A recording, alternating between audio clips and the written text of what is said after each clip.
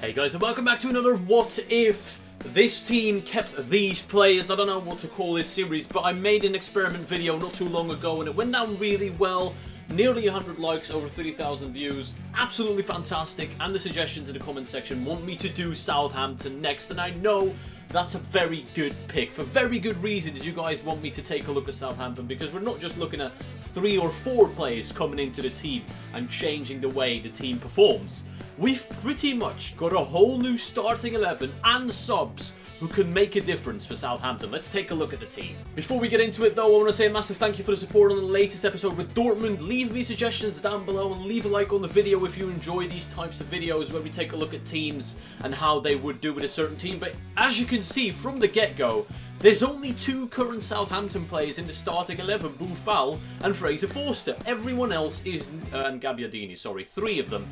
Gareth Bale, the obvious one, the main one who's coming back, but Sadio Mane, Schneiderlin, Lallana in the midfield, Luke Shaw, Jose Fonte, Toby Alderweireld, who some people might not have known, but he played on loan for Southampton, and Nathaniel Klein, of course. On the bench, it doesn't stop there. Theo Walcott, Victor Wanyama, we've got Dejan Lovren as well, and I think we've got Oxlade-Chamberlain in the reserves. He doesn't even make it onto the bench. His rating isn't high, and I guess I could put him on the bench over Tadic.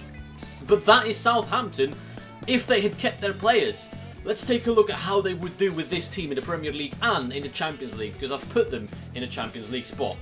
And just to let you know, this is now a 5-star team in career mode, just like Dortmund that went from 4.5 to 5 stars. Southampton as well, they made it up to 5 stars, so they're one of Premier League's biggest teams. But unlike Dortmund, they've got more than one tough team to face this season. So my prediction is going to be that Southampton finish in the top 6 with this team.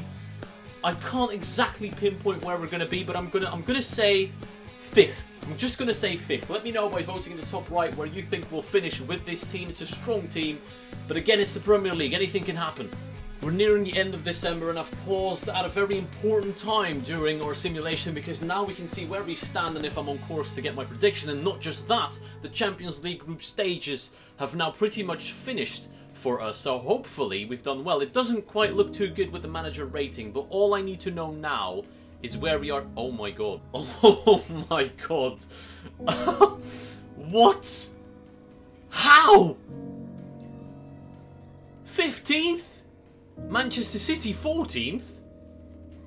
What? We've scored 19 goals in 18 games. We scored less goals than Swansea City. And Gareth Bale alone is worth more than that team. Crystal Palace and Stoke City top of the league. Sunderland in 5th. What? What is this? Alright, okay. I'm starting to question if we should take these simulations seriously, because I just don't know what's going on here.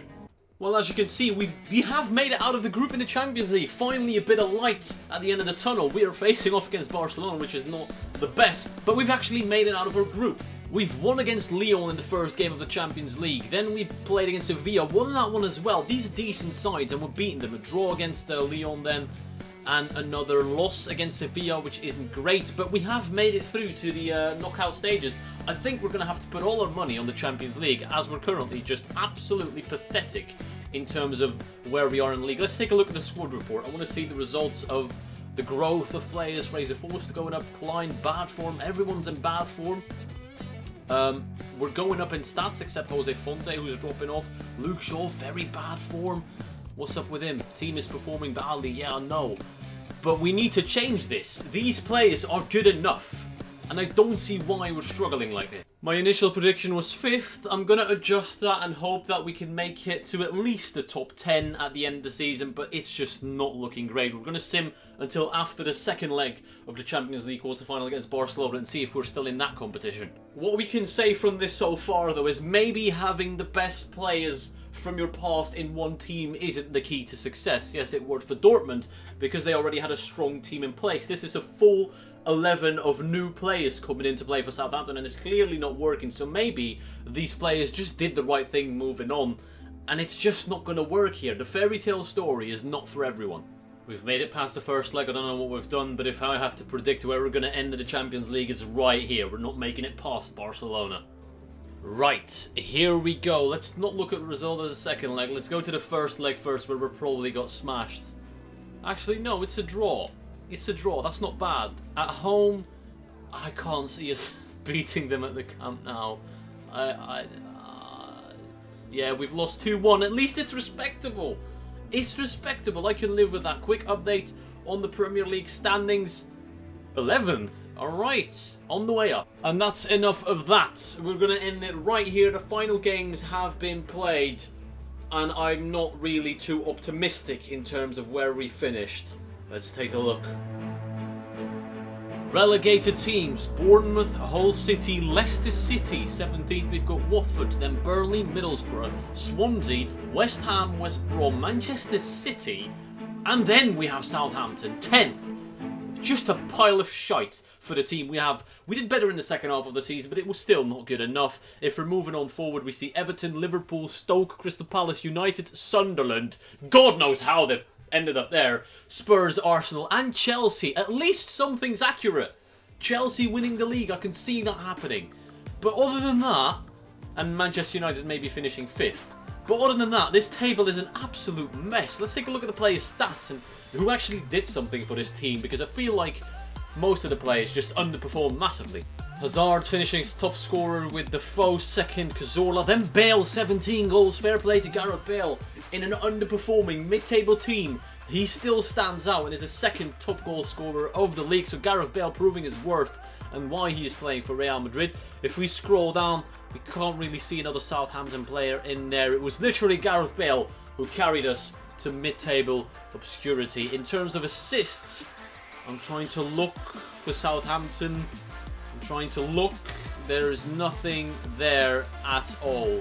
Not a single Southampton player assisted. So pretty much Gareth Bale tackled the opponents, ran all the way down the pitch and scored the goals himself. All 17 goals without assists. Maybe not all of them, but most of them. Clean sheets. I don't expect to see Fraser Forster in here anytime soon. McCarthy with 6. My backup keeper.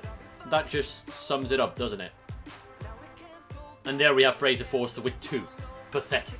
I don't know how this has happened. Let me know your thoughts in the comments down below, because if I look at that team, for me, that looks very strong. Only one player below 80 rating. Maybe it's because they can't play well together and it's a whole new team. Maybe that's just the magic of the Premier League. Or maybe simulations on FIFA are just completely random. I don't know what it is. I felt like with Dortmund, there was a logical explanation behind the success. I can't really pinpoint what the reason was for this calamity of a season. Gareth Bale deserves to move on to better things. Everyone else needs to prove themselves next season. Anyway, that's going to be it for this video. If you have any more teams you want me to do or any more experiments you'd like to see, let me know in the comments down below. If you enjoyed this video, please leave a like down below, show your support on the video, so it makes me want to make more of these.